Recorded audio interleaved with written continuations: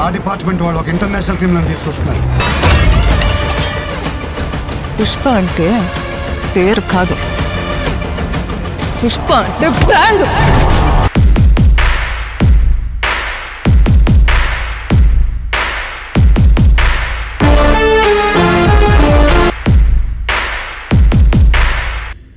Tirupati jail నుండి bullet గాయాలతో తప్పించుకున్న పుష్ప.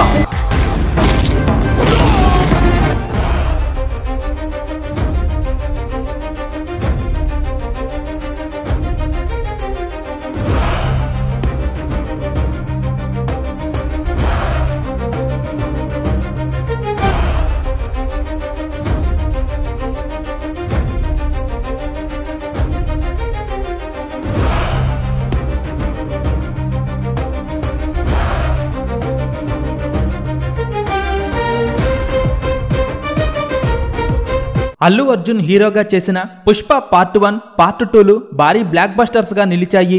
అయితే ఇప్పుడు అందరి చూపు పుష్ప పార్ట్ 3 పై పడింది. పుష్ప 3 సినిమా భారీ ఎత్తున ప్లాన్ చేస్తున్నారు.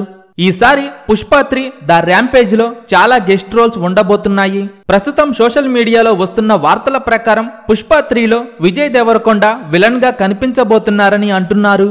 ఒకవేళ ఇదే కనుక నిజమైతే పుష్ప 3 సినిమా ఈసారి మరింత ఆసక్తికరంగా ఉండబోతోంది. పుష్ప 2 సినిమా అల్లు అర్జున్ కెరీర్ లోనే నెంబర్ 1 సినిమాగా నిలిచింది.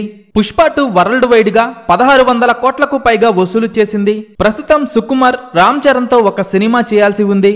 ఆ సినిమా అయిపోయిన వెంటనే పుష్ప 3 సినిమా పట్టాలెక్కటం ఖాయం.